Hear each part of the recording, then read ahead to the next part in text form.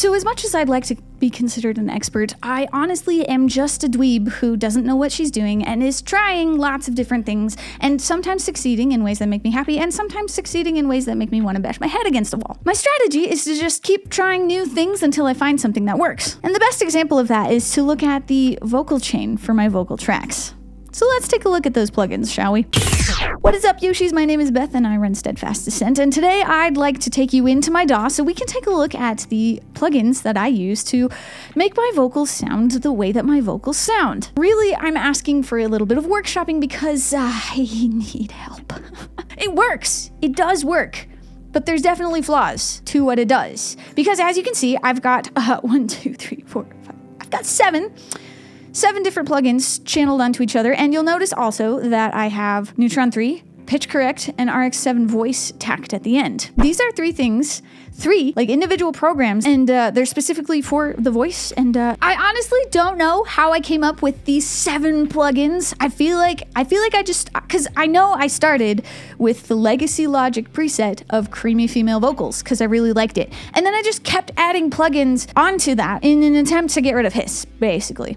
And to try and, like, you know, make the lows higher and the highs lower, like with compression and stuff. So let's just work, you know, from the top of the signal chain. I have a noise gate because my house is kind of loud, and so like when my heater is going or when the air conditioning is running, you can totally hear it in my mic. So by using the noise gate and putting my recording bedroom in the corner of my house, I've been able to like kind of, you know, make it a little better. It immediately cuts out some of the more obvious noises like my refrigerator humming. The next thing I have on it is just Logic's stock plugin, Channel EQ. I've rounded off the bass because I am a very, very high voice, and I've just emphasized a couple of the little things here and there. Again, most of that is either trying to get rid of hum or to just hopefully make my voice sound more palatable. Then I finally put a compressor on, because as I may have mentioned when I was talking about how I set up my SM7B, the compressor allows me to take the super high highs and the super low lows and try and bring them a little more into the middle. This is highly necessary because the way that I have my gain structure set up means that the loud parts are stupid loud and the quiet parts are like stupid not loud. And compression helps.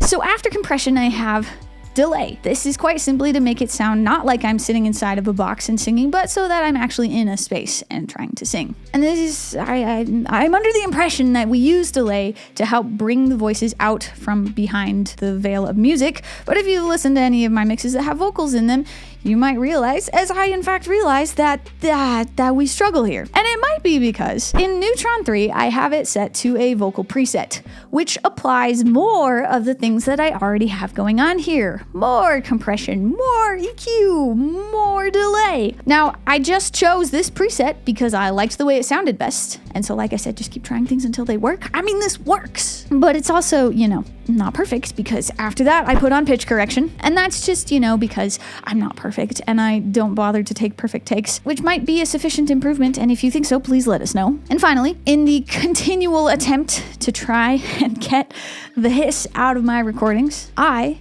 have one of iZotope's plugins, and it is an anti-hiss plugin. And I just kind of set it until I think it sounds the best of all of the options that I tried, and then I saved all of that as a preset so that I can just quickly upload it whenever I feel like recording vocals. That's 7 plugins. Like, it works.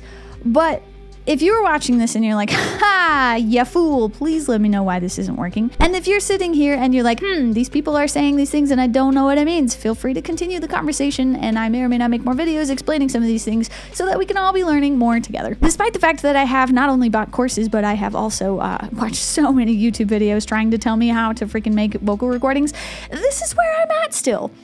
So please help. Thanks. Cheers. Till next time.